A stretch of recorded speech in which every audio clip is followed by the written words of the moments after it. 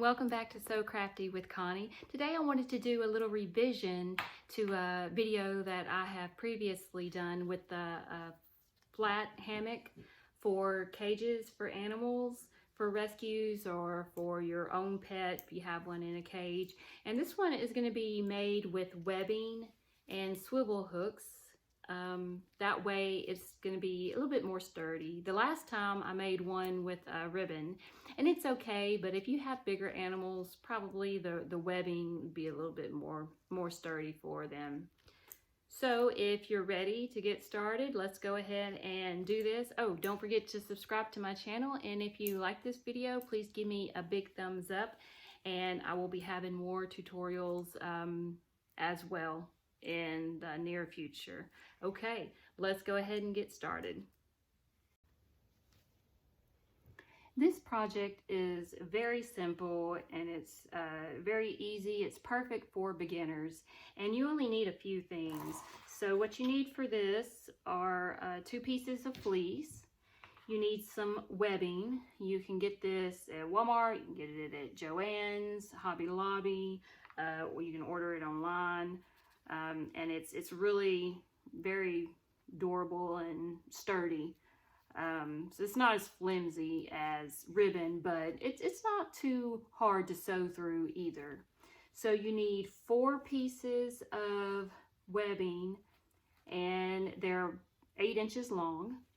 And then you also need 4 swivel hooks. Now I am using metal, that's all that I have, but the rescues would prefer plastic, and you can order those online too at Amazon. I will post a link in my description where you can order these, but they like them better than the metal because it doesn't mess up the washing machine when they wash and dry these, because they do that quite often.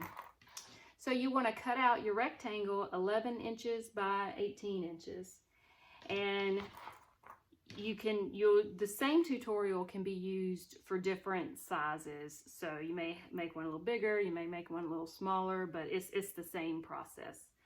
So all you have to do with this is, we're going to go ahead and get it set up to go on the sewing machine. So I'm just going to cut this part off right here. It seems like it's a little off, and if the size is a little off, it's okay. So don't let that worry you. So what we're going to do is, I've laid my fabric pieces on top of each other. If you can tell directional fabric, you need to lay them right sides together. So it looks like this side is darker. So I'm going to lay this, and you can also tell here with the selvage, it's also darker than this side, and it's not backwards. So you know that this is the right side. So I'm going to just flip that over. And now I'm going to take a piece of webbing, and then I'm going to take one of my hooks. I'm going to go ahead and put it on my webbing, and I'm going to loop my webbing to where the edges match up. And then I'm just going to kind of place it in the corner here. I'm going to have about a 1/2 inch to an inch to hang off of the corner. And then I'm going to fold this back over, matching up with the edges in the corner, and I'm just going to pin that in place. And then I'm going to do the same thing for all 4 sides. So I'm going to put my hook on my webbing first, fold the top layer over, put this in the corner about an inch, 1/2 inch hangover, match up the edges with the fabric, and just pin that in place. So I'm going to do that 3rd time. Put it in the corner, fold the top fabric piece over, pin in place. We're going to do the last one.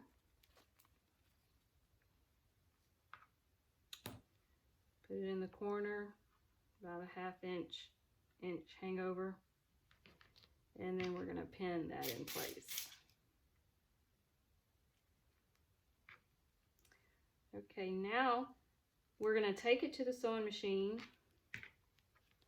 and we're going to sew all the way around, and we're going to leave about a 3-inch gap on one side to turn. So let's go ahead and go to the sewing machine now. Okay, now we're going to sew all the way around, leaving a 3-inch gap on one end. I'm going to start on the long side. Now you need to make sure that your webbing on the bottom is kind of out of the way to the side.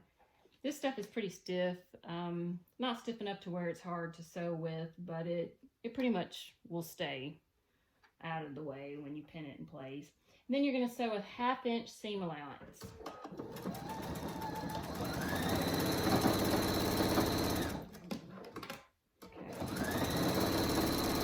So I'm going to stop here, raise my presser foot, move it down. I'm going to leave about a 3-inch gap right there to turn.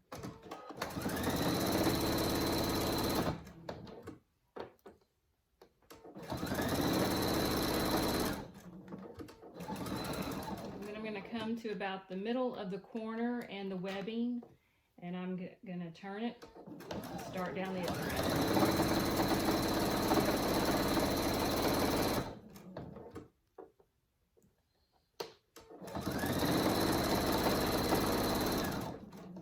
Do the same thing on this side.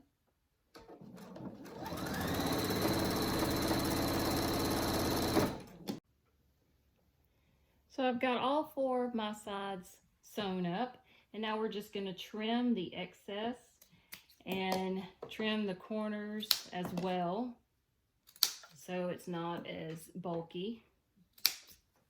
And then you want to trim the seams too.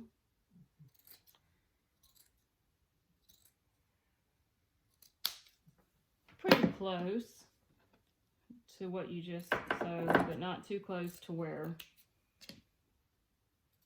you clip your seams that you just made. So just do that all the way around.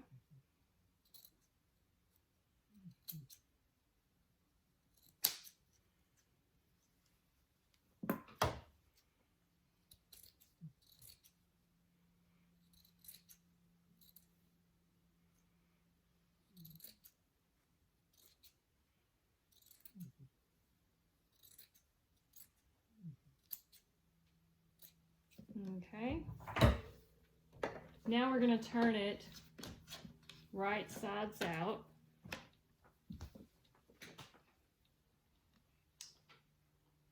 And then as you do that, just take the little hooks and just tug them to where they pull out of the corners. Like that. And just kind of lay it down.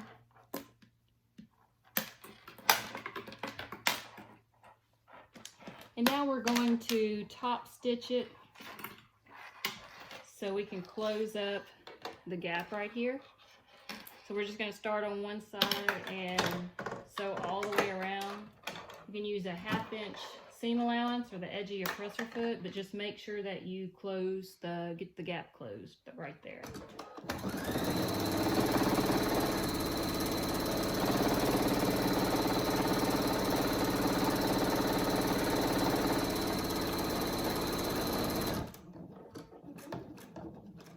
And then for the corner where the webbing is hooked, I'm just going to kind of go to the middle and stop, and then turn it, and then come down the other side.